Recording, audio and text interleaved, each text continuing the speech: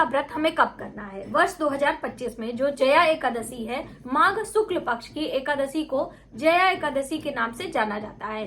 तो 7 फरवरी को करना है या फिर 8 फरवरी को करना है।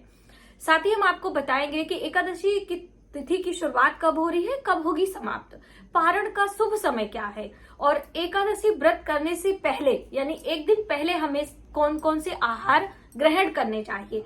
और जैसे कि फलाहार करते हुए हम एकादशी का व्रत कर सकते हैं। बहुत सारे लोग निर्जला करते हैं, हम ऐसा नहीं कह रहे हैं। तो उस फलाहार में कौन कौन सी चीजें हम ले, जैसे कि सेंधा नमक ले सकते हैं कि नहीं, कुट्टू सिंघाड़े की जो पूरियां होती हैं, हलवा होता है, उसे हम ले सकते हैं कि नहीं।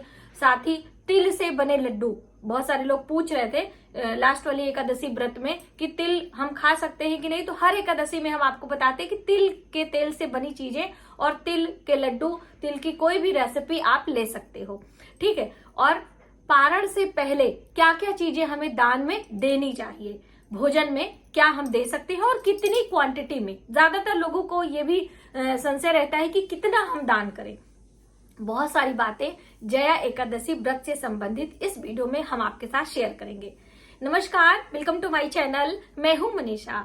दोस्तों, एकादशी का व्रत हमारे लिए बहुत ही कल्याणकारी बताया गया है। हमें मोक्ष की प्राप्ति होती है, हमारे पूर्व जन्म के संचित जो पाप कर्म है उससे हमें छुटकारा मिलता है। इसलिए आप सभी एकादशी का व्रत जरूर ग्रहण करें। आप पुरुष हैं, कन्या हैं, महिला हैं, सुहागिन हैं, कोई भी हैं, एकादशी का व्रत करना आपके लिए बहुत ही शुभ होगा। यदि आप सक्षम नहीं हैं एकादशी व्रत करने में, जैसे कि आपका स्वास्थ्य अच्छा नहीं है, आपको मेडिसिन लेनी पड़ती है या कोई भी परेशानी है, तो आप एकादशी व्रत के दिन जितनी देर हो सके व्रत करते हुए पूजा पाठ अवश्य करें। व्रत के नियमों का पालन करें। उसमें क्या होता है कि सबसे महत्व रखता है चावल।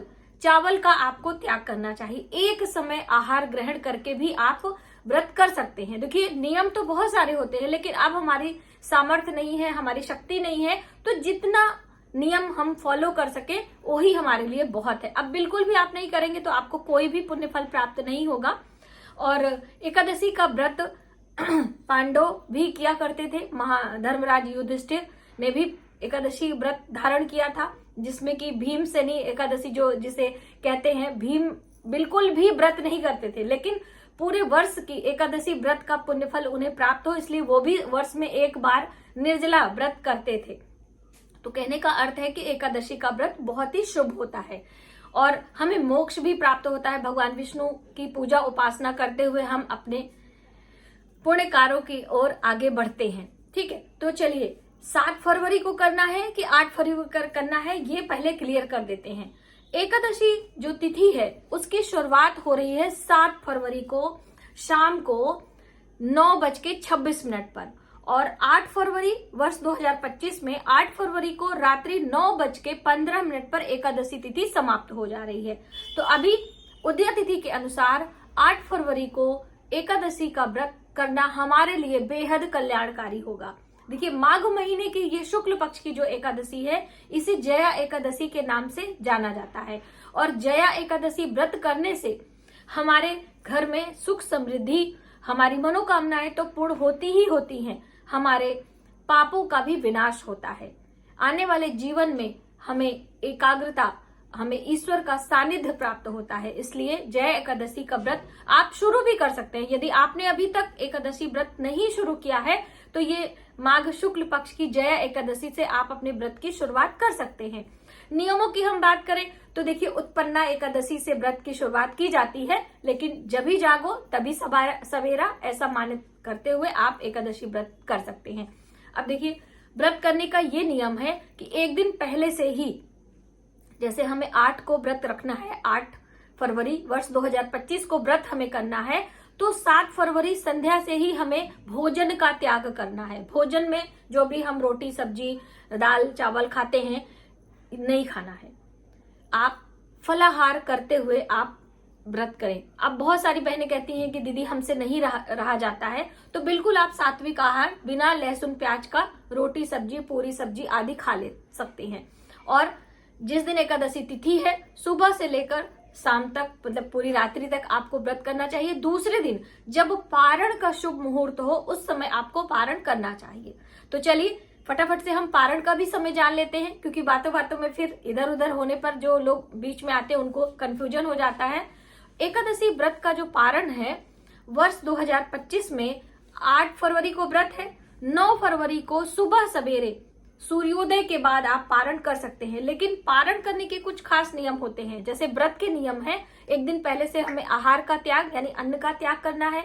एकादशी वाले के दिन बिल्कुल भी अन्न हमें नहीं ग्रहण करना है, फलाहार लेते हुए हम व्रत करेंगे। और दूसरे दिन पारण के शुभ समय में उससे पहले हम भगवान विष्णु और माता लक्ष्मी, देखिए हमेशा भगवान विष्णु के साथ में माता लक्ष्मी की ही पूजा की जाती है। अकेले भगवान विष्णु की पूजा उन्हें स्वीकार नहीं है, इसलिए आप साथ में ही पूजा करें। श्री की आवश्यकता सबको होती है, तो आप श्री की पूजा विष्णु भगवान के साथ करें। दूसरी अहम बात कि ब्राह्मण भोजन, तो देखिए कभी कभी सुबह 7 बजे यानी कि सूर्योदय के साथ में, कभी 1-2 घंटे बाद तक भी हम पारण करते हैं शुभ समय में ही, तो अब ब्राह्मण नहीं मिलते हैं। तो ऐसे में एक थाली भोजन आपको निकालना चाहिए। तो अब आप भोजन बनाकर भी दे सकते हैं और बिना यानी कच्चा भोजन भी आप दे सकते हैं। कच्चे भोजन में क्वांटिटी लोग पूछते हैं कि कितना हमें देना चाहिए, तो एक व्यक्ति के भोजन की व्यवस्था आपको करनी है, जिसमें आटा, चावल, दाल, फल, मिठाई, सब्जी, दक्षिणा, ये सारी चीजें होनी चाहिए। यदि आपका इतना सामर्थ्य नहीं है तो सिर्फ आटा और गुड़ दक्षिणा रखकर भी आप दान कर सकते हैं, जिससे कि उससे घी वगैरह हो तो ज्यादा अच्छा है, यानी कि मीठी रोटी भी बना सके, ऐसा भी मान के आप दान कर सकते हैं। दान हमेशा अपने श्रद्धा और सामर्थ्य के अनुसार ही करना चाहिए। और ये दान हमें कहाँ करना है, अक्सर ज्यादातर लोगों को कंफ्यूजन होता है, तो हमें मंदिर में दान करना चाहिए। मंदिर में जो पुजारी होते हैं, आप चाहे रख कर आ जाए चाहे उन्हें दे कर आ जाए, जैसे भी आपसे बन पड़े, आप मंदिर के सेवादार को आप इसे देंगे तो आपके लिए ज्यादा अच्छा होगा। देखिए जरूरतमंद की हम मदद करते हैं वो एक अलग बात है, लेकिन किसी तीज त्योहार पे, पूर्णिमा तिथि पर, अमावस्या तिथि पर या एकादशी की हम बात करें, इन सब त्योहारों पर जब हम भोजन का दान या अनाज का दान करते हैं तो मंदिर में रखकर आने की बात कही गई है या मंदिर के पुजारी को दान करने की बात कही गई है। तो ये भी आपको ध्यान में रखना है। और जब भगवान विष्णु की पूजा करें तो तुलसी पत्र अवश्य रखें। और ये भी हमें ध्यान रखना है कि एकादशी तिथि पर हमें तुलसी तोड़ना नहीं चाहिए और तुलसी में जल भी नहीं देना चाहिए। ठीक है, तो आप एक दिन पहले से ही, जैसे कि 8 को व्रत रखना है तो 7 को आप तुलसी में जल दे दीजिए, तुलसी पत्र ले लीजिए। और एकादशी तिथि पर एक छोटा सा दीपक तुलसी माता के पास में अवश्य रखें।